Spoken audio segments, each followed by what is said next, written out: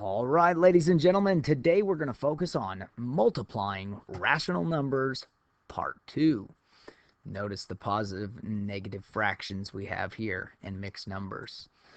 Our emphasis and objective today is that we'll be able to accurately multiply with rational numbers, and specifically, we're going to really be focusing on positive and negative fractions and mixed numbers. Now, multiplying rational numbers part 1 covered decimals if you want to look back at positive and negative decimals. Before we begin the lesson, we're going to use the number line to help model and make connections between repeated addition and multiplication with integers. Okay, so we have 3 times negative 3 here. And if we think of it as repeated addition, we could say that it's the same as negative 3 plus negative 3 plus negative 3, which is negative 9. On our number line, when we model this, that means we're going to take 3 jumps of negative 3. So 1, 2, 3.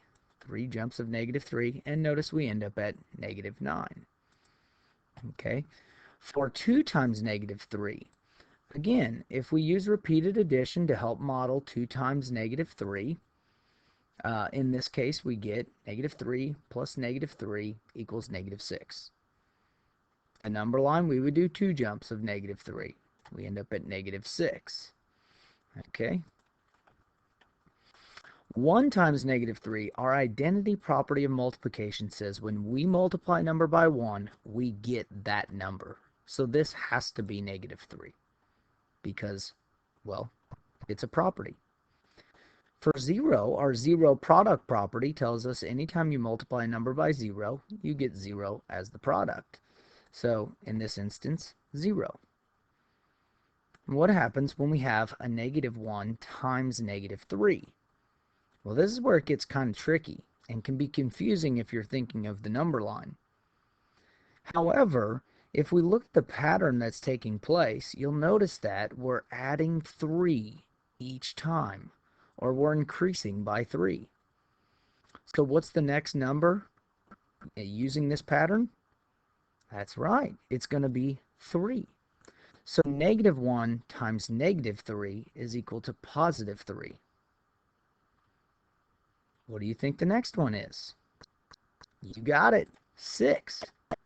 Again, a negative 2 times negative 3 equals 6. So now we can kind of make a conjecture or determine a rule for multiplying positive and negative numbers. The first rule that we learned when we were in 2nd or 3rd grade and first started multiplying was that a positive times a positive equals a positive. Well, what happened when we did a positive times a negative? That's right, we got a negative as our product. And we learned about the commutative property, which says you can change the order of the numbers without changing the value. So I could actually move the negative 3 over to this side and the 2 over here, and we would still get the same answer, commutative property of multiplication. So if I move the negative to the other side, I still get a negative product. And finally, using this pattern and recognizing the next number in the pattern, we can see that a negative times a negative equals, that's right, a positive. We're going to apply these rules in a little bit to help you understand how to multiply positive and negative fractions and mixed numbers. Let's move on. Prerequisite skills. Or review. First, you have to be able to multiply positive fractions and convert a mixed number to an improper fraction. So, we have a couple sample problems here. The first step in multiplying mixed numbers is to convert to an improper fraction.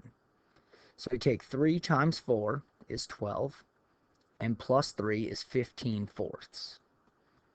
Over here, we'd take 1 times 5 plus 4, and we get 9/5. And we're just going to rewrite them as improper fractions. So 15/4 times 9/5. The next thing we want to do is cross cancel if possible. So I can see that a 5 goes into both this number in the denominator and this number in the numerator.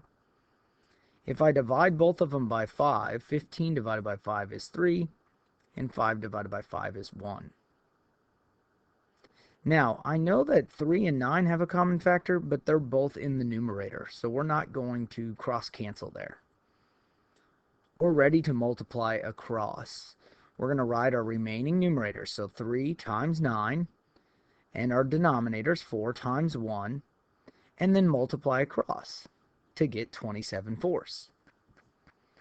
Now we simply take 27 divided by 4. And I could say, well, 4 goes into 27 6 times, which would actually be 24, and I would have 3 remaining. So my answer is going to be 6 3/4. Here's another example.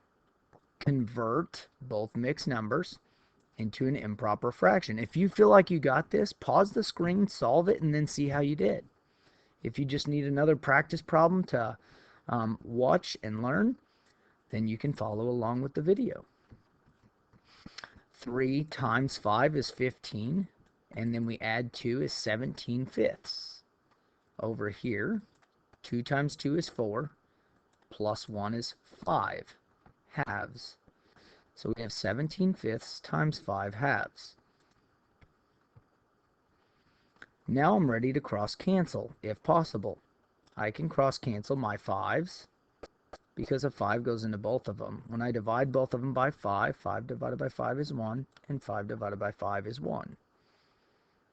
Now I multiply across. 17, and then I get 2 as my denominator, so 17 halves. And finally, convert that improper fraction back into a mixed number.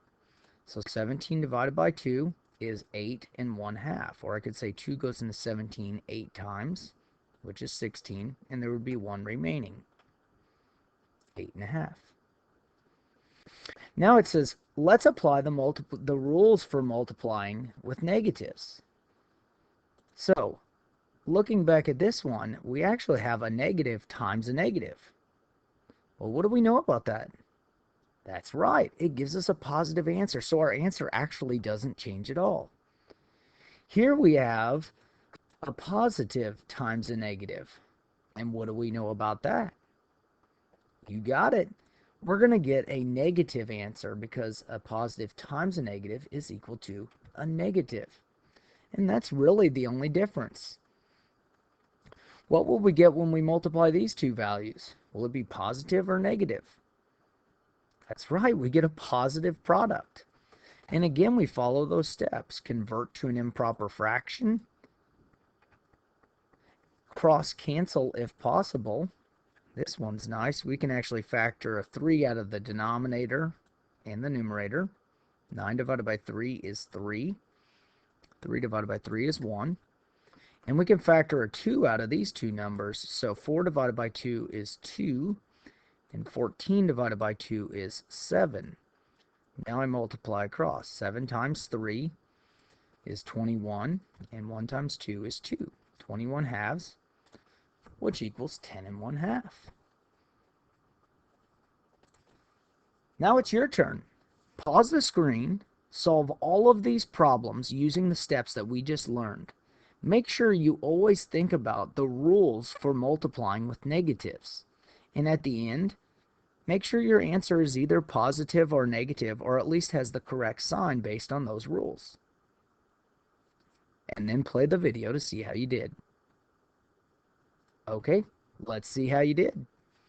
Very first problem, you should have cross-canceled here. The 4's cancel out. We do have a negative times a positive, so we're going to get a negative answer. And our answer should be negative 3/10. The next one, we have a negative times a negative, so we're going to get a positive answer. You can also use estimation. 12 times 2 is going to be 24. So I know my answer is going to be probably close to 24. Now, we're going to convert to improper fractions. Cross-cancel if possible. I can cross-cancel or factor a 5 out of both of these. Now 5 times 11 is 55. and 2 times 1 is 2. So I get 55 halves, which converts into 27 and 1 half. Final one, we have a negative times a positive. So we're going to have a negative answer. And first we convert to improper fractions.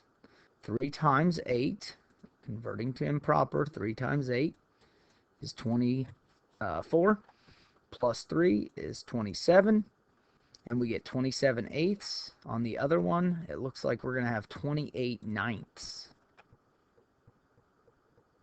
Cross cancel if possible. Notice I cross cancel after they're improper fractions. You can't cross cancel before, and we do need to convert to improper fractions. I'm going to factor a 9 out of both of these numbers. 27 divided by 9 is 3. 9 divided by 9 is 1. Here I can factor a 4 out. 28 divided by 4 is 7. And 8 divided by 4 is 2. Now I'm ready to multiply across. 3 times 7 is 21. 2 times 1 is 2. And don't forget that negative sign. Negative 21 halves converts to negative 10 and 1 half. Well, I hope this helped you out. See ya.